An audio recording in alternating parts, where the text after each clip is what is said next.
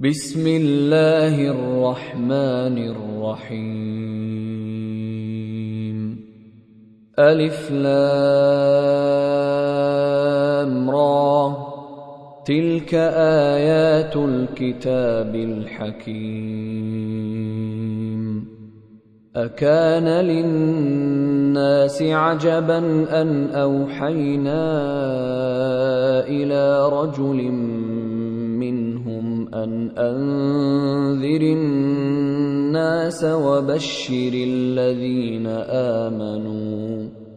أن أنذر الناس وبشر الذين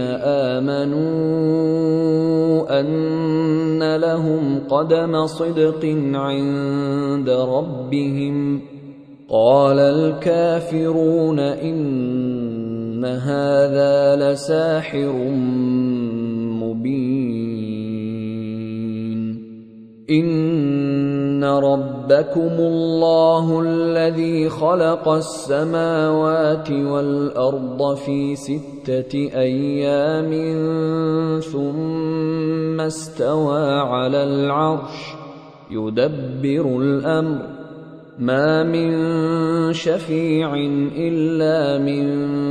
بعد إذنه ذلكم الله ربكم فاعبدوه أفلا تذكرون إليه مرجعكم جميعا وعد الله حقا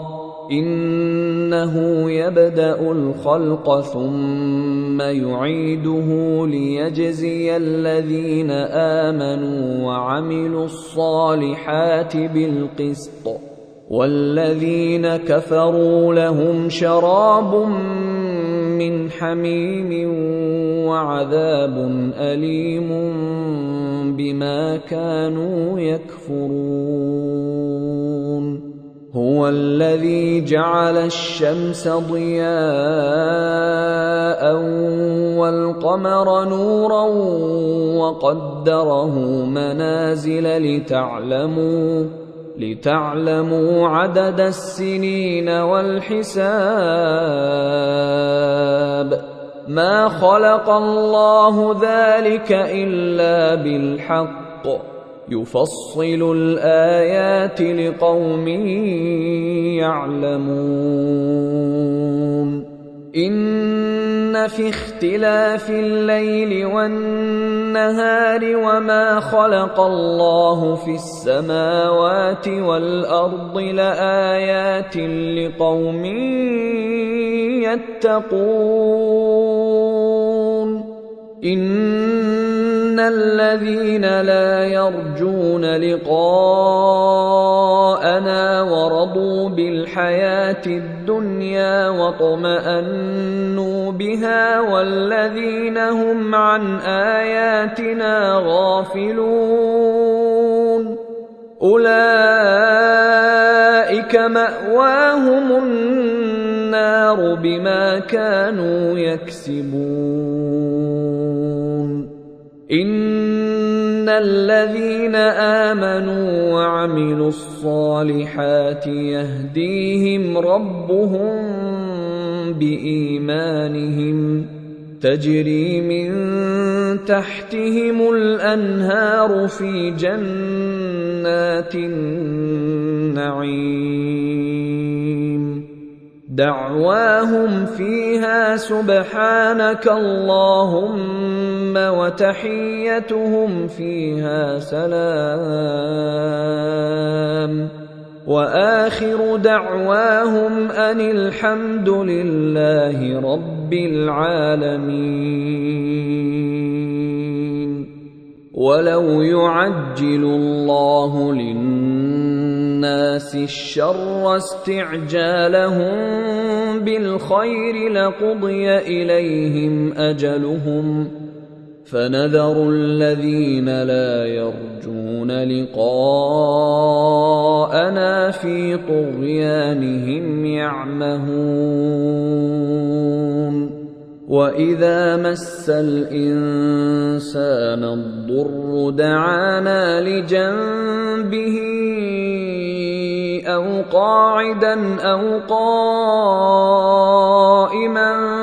فلما كشفنا عنه ضره مر كأن لم يدعنا إلى ضر مسه كذلك زين للمسرفين ما كانوا يعملون ولقد أهلكنا القرون من قبلكم لما ظلموا وجاءتهم رسلهم بالبينات وما كانوا ليؤمنوا كذلك نجزي القوم المجرمين ثم جعلناكم خلائف في الأرض من بعدهم لننظر كيف تعملون وإذا تتلى عليهم آياتنا بينات قال الذين لا يرجون لقاء نأت بقرآن غير هذا أو بدله قل ما يكون لي أن أبدله من تلقاء نفسي إن أتبع إلا ما يوحى إلي إني أخاف إن عصيت ربي عذاب يوم عظيم قل لو شاء الله ما تلوته عليكم ولا أدراكم به فقد لبثت فيكم عمرا من قبله أفلا تعقلون فمن أظلم ممن افترى على الله كذبا أو كذب بآياته إنه لا يفلح المجرمون ويعبدون من دون الله ما لا يضرهم ولا ينفعهم ويقولون هؤلاء شفعاؤنا عند الله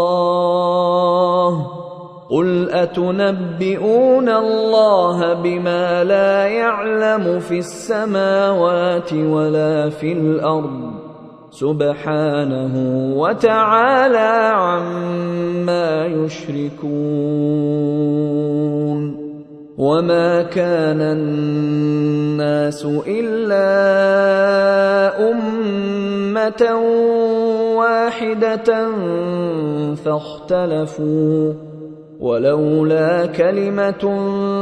سبقت من ربك لقضي بينهم فيما فيه يختلفون ويقولون لولا أنزل عليه آية من ربه فقل إنما الغيب لله فانتظروا إني معكم من المنتظرين وإذا أذقنا الناس رحمة من بعد ضراء مستهم إذا لهم مكر في آياتنا قل الله أسرع مكرا إن رسلنا يكتبون ما تمكرون هو الذي يسيركم في البر والبحر حتى إذا كنتم كنتم في الفلك وجرين بهم بريح طيبة وفرحوا بها جاءتها ريح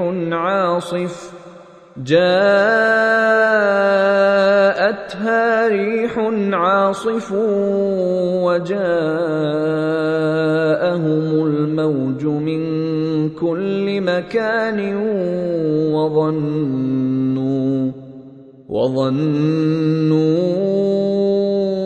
أنهم أحيط بهم دعوا الله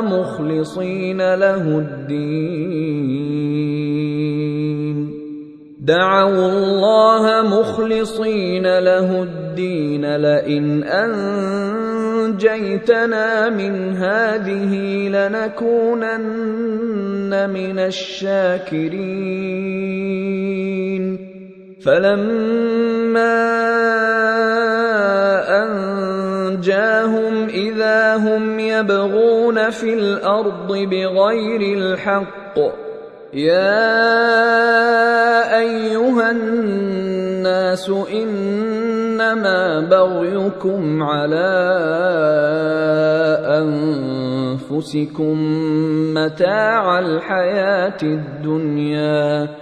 ثم إلينا مرجعكم فننبئكم بما كنتم تعملون إنما مثل الحياة الدنيا كماء إن أنزلناه من السماء فاختلط به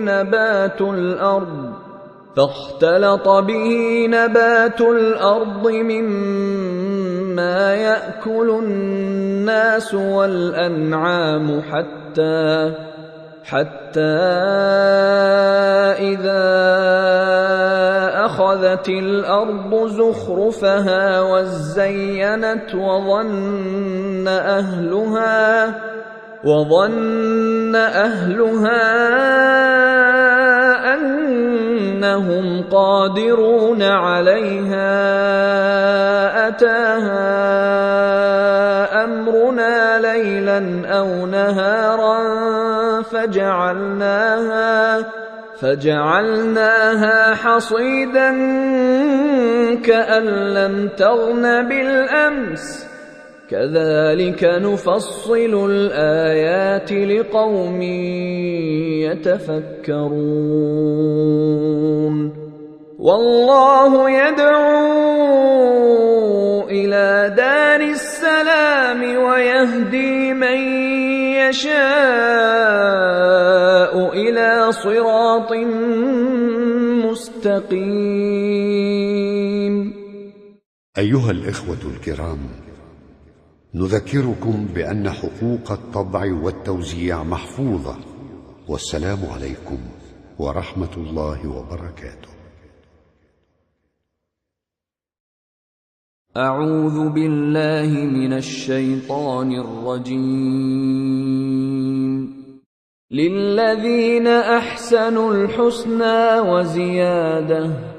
ولا يرهق وجوههم قتر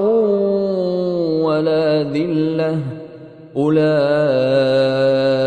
أصحاب الجنة هم فيها خالدون. والذين كسبوا السيئات جزاء سيئة بمثلها وترهقهم ذلة ما لهم من الله من عاصم كأنما أغشيت وجوههم قطعا من الليل مظلما أولئك أصحاب النار هم فيها خالدون. ويوم نحشرهم جميعا ثم نقول للذين أشركوا مكانكم أنتم وشركاؤكم فزيلنا بينهم وقال شركاؤهم ما كنتم إيانا تعبدون فكفى بالله شهيدا بيننا وبينكم إن كنا عن عبادتكم لغافلين هنالك تبلو كل نفس ما أسلفت وردوا إلى الله مولاهم الحق وضل عنهم ما كانوا يفترون قل من يرزقكم من السماء والأرض أم من يملك السمع والأبصار ومن يخرج الحي من الميت ويخرج الميت من الحي ومن يدبر الأمر فسيقولون الله فقل أفلا تتقون فذلكم الله ربكم الحق فماذا بعد الحق إلا الضلال فأنى تصرفون كذلك حقت كلمة ربك على الذين فسقوا أنهم لا يؤمنون قل هل من شركائكم من يبدأ الخلق ثم يعيده قل الله يبدأ الخلق ثم يعيده فأنى تؤفكون قل هل من شركائكم من يهدي إلى الحق قل الله يهدي للحق أفمن يهدي إلى الحق أحق أن يتبع أم من لا يهدي إلا أن يهدى فما لكم كيف تحكمون وما يتبع أكثرهم إلا ظنًّا إن الظن لا يغني من الحق شيئا إن الله عليم بما يفعلون وما كان هذا القرآن أن يفترى من دون الله ولكن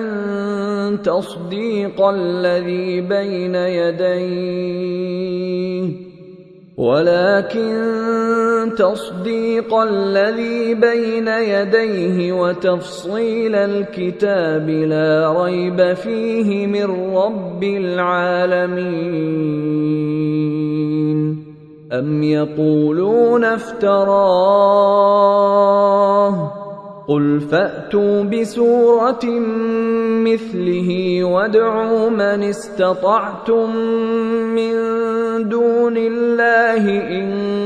كنتم صادقين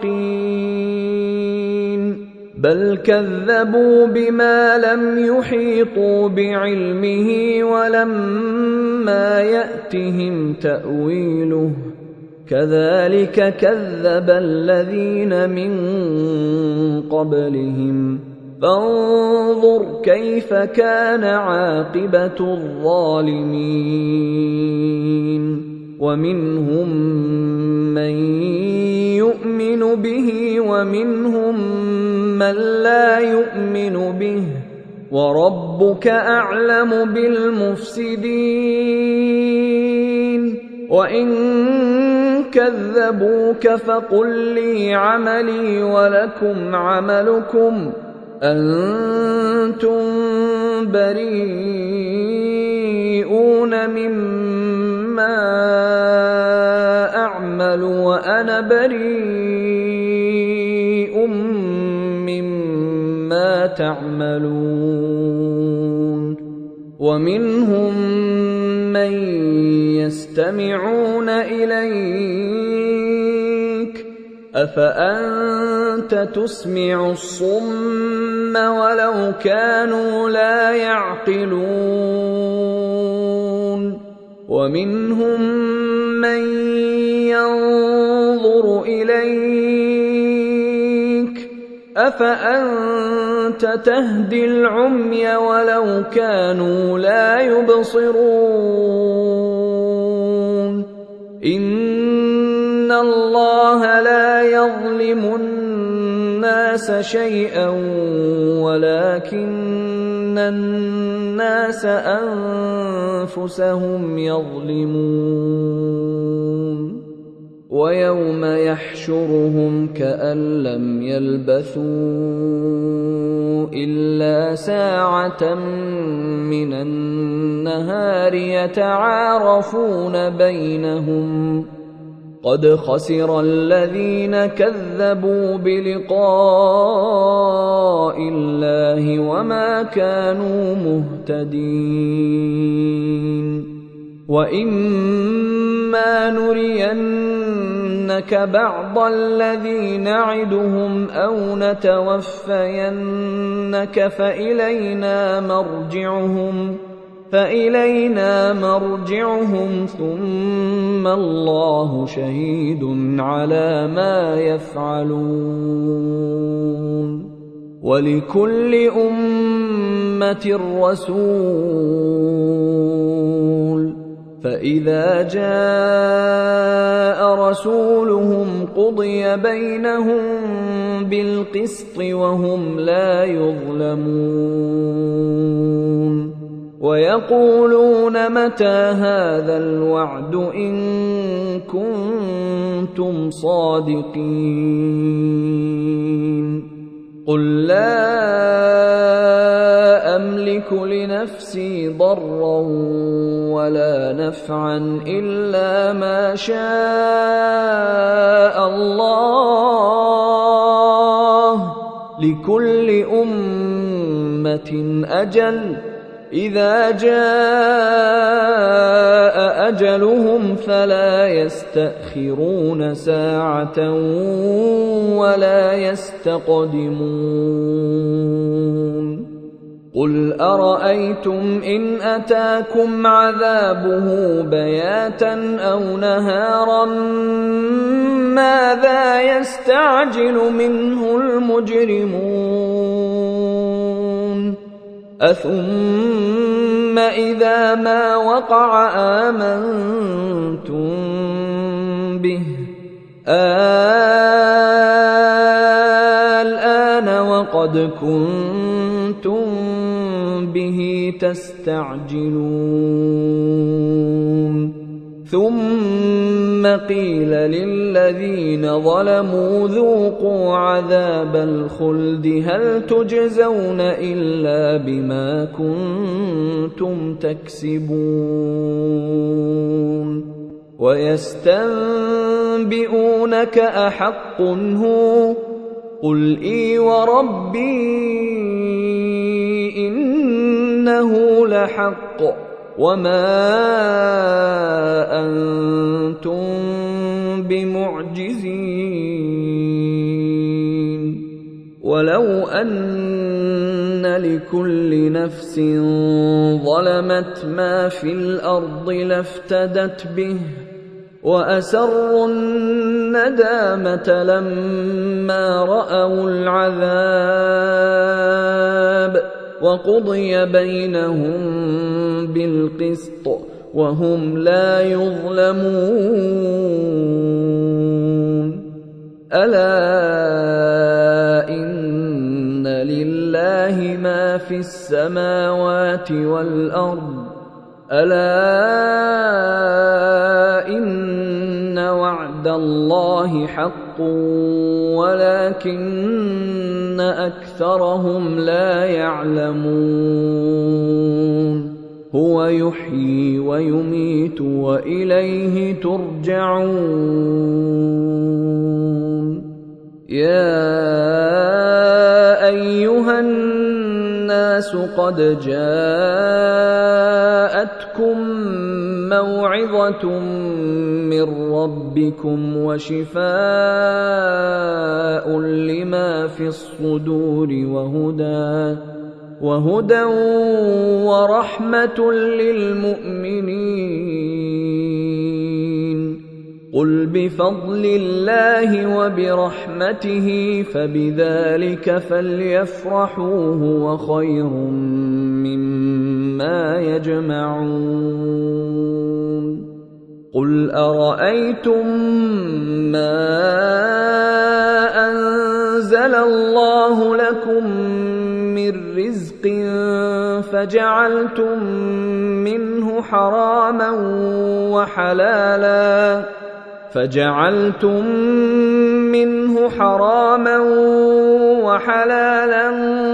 قل الله أذن لكم أم على الله تفترون وما ظن الذين يفترون على الله الكذب يوم القيامة إن الله لذو فضل على الناس ولكن أكثرهم لا يشكرون وما تكون في شأن وما تتلو منه من قرآن ولا تعملون من عمل إلا كنا عليكم شهودا إذ تفيضون فيه وما يعزب عن ربك من مثقال ذرة في الأرض ولا في السماء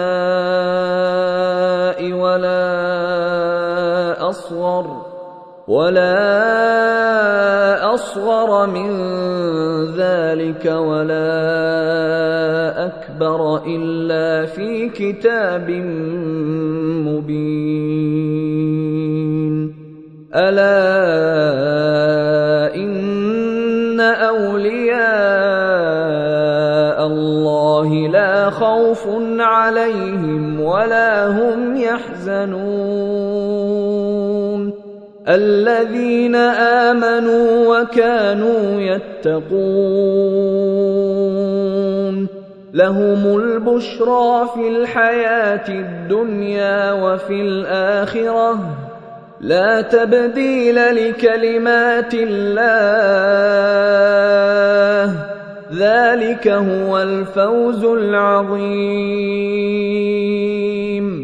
ولا يحزنك قولهم إن العزة لله جميعا هو السميع العليم ألا إن لله من في السماوات ومن في الأرض وما يتبع الذين يدعون من دون الله شركاء إن يتبعون إلا الظن وإن هم إلا يخرصون هو الذي جعل لكم الليل لتسكنوا فيه والنهار مبصرا إن في ذلك لآيات لقوم يسمعون قالوا اتخذ الله ولدا سبحانه هو الغني له ما في السماوات وما في الأرض إن عندكم من سلطان بهذا أتقولون على الله ما لا تعلمون قل إن الذين يفترون على الله الكذب لا يفلحون متاع في الدنيا ثم إلينا مرجعهم ثم نذيقهم العذاب الشديد بما كانوا يكفرون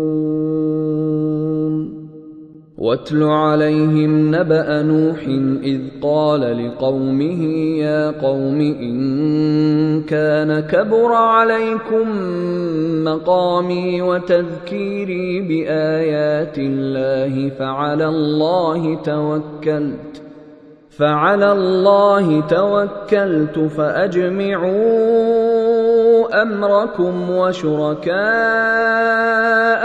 ثم لا يكن أمركم عليكم غمة ثم قضوا إلي ولا تنظرون فإن توليتم فما سألتكم من أجر إن أجري إلا على الله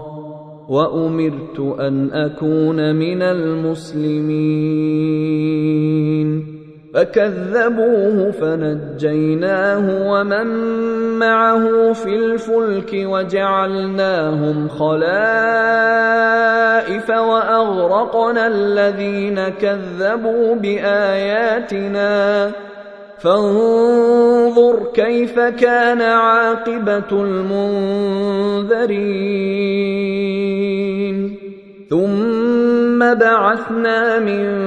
بعده رسلا إلى قومهم فجاءوهم بالبينات فما كانوا ليؤمنوا بما كذبوا به من قبل كذلك نطبع على قلوب المعتدين ثم بعثنا من بعدهم موسى وهارون إلى فرعون وملئه بآياتنا فاستكبروا وكانوا قوما مجرمين فلما جاءهم الحق من عندنا قالوا إن هذا لسحر مبين قال موسى أتقولون للحق لما جاءكم أسحر هذا ولا يفلح الساحرون قالوا أجئتنا لتلفتنا عما وجدنا عليه آباءنا وتكون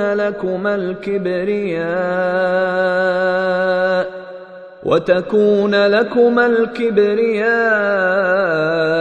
في الأرض وما نحن لكما بمؤمنين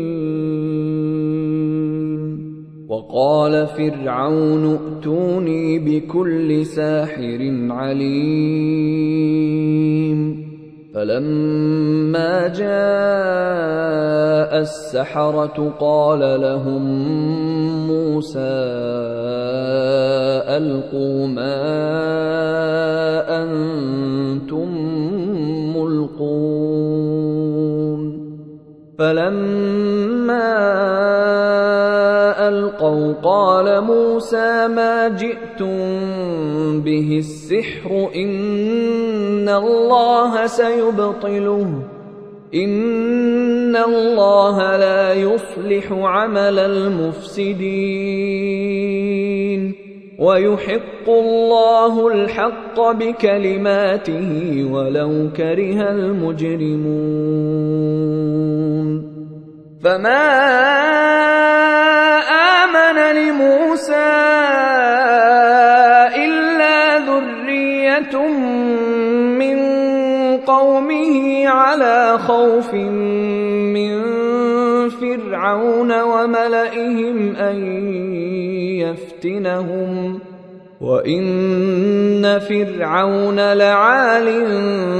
في الأرض وإنه لمن المسرفين وقال موسى يا قوم إن كنتم آمنتم بالله فعليه توكلوا إن كنتم مسلمين فقالوا على الله توكلنا ربنا لا تجعلنا فتنة للقوم الظالمين ونجنا برحمتك من القوم الكافرين وأوحينا إلى موسى وأخيه أن تبوأ لقومكما بمصر بيوتا واجعلوا بيوتكم قبلة وأقيموا الصلاة وبشر المؤمنين وقال موسى ربنا إنك آتيت فرعون وملأه زينة وأموالا في الحياة الدنيا ربنا ليضلوا عن سبيلك ربنا اطمس على أموالهم واشدد على قلوبهم فلا يؤمنوا حتى يروا العذاب الأليم قال قد أجيبت دعوتكما فاستقيما ولا تتبعان سبيل الذين لا يعلمون وجاوزنا ببني إسرائيل البحر فأتبعهم فرعون وجنوده بغيا وعدوا حتى إذا أدركه الغرق قال آمنت أنه لا إله إلا الذي آمنت به بنو إسرائيل وأنا من المسلمين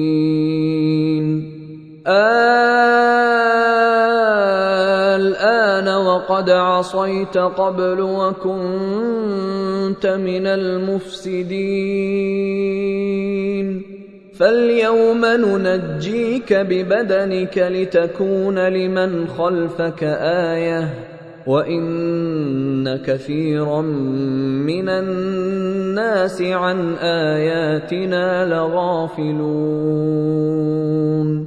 ولقد بوأنا بني إسرائيل مبوأ صدق ورزقناهم من الطيبات فما اختلفوا حتى جاءهم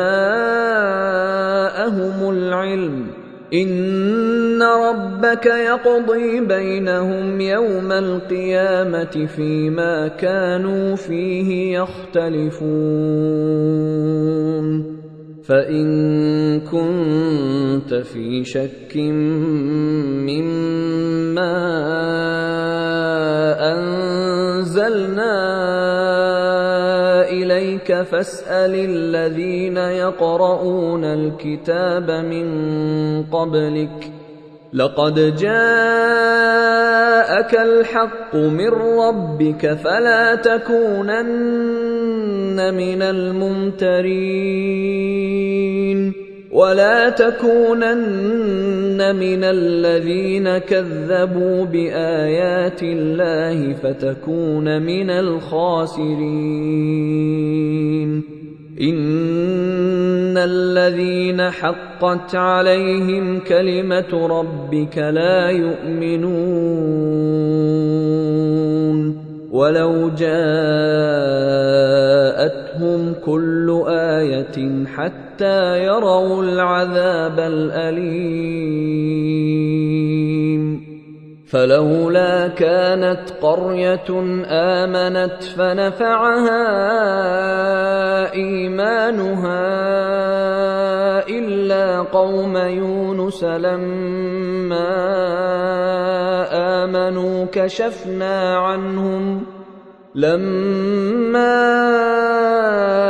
آمنوا كشفنا عنهم عذاب الخزي في الحياة الدنيا ومتعناهم إلى حين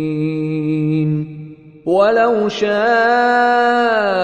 ربك لآمن من في الأرض كلهم جميعا أفأنت تكره الناس حتى يكونوا مؤمنين وما كان لنفس أن تؤمن إلا بإذن الله ويجعل الرجس على الذين لا يعقلون قل انظروا ماذا في السماوات والأرض وما تغني الآيات والنذر عن قوم لا يؤمنون فهل ينتظرون إلا مثل أيام الذين خلوا من قبلهم قل فانتظروا إني معكم من المنتظرين ثم ننجي رسلنا والذين آمنوا كذلك حقا علينا ننجي المؤمنين قل يا أيها الناس إن كنتم في شك من ديني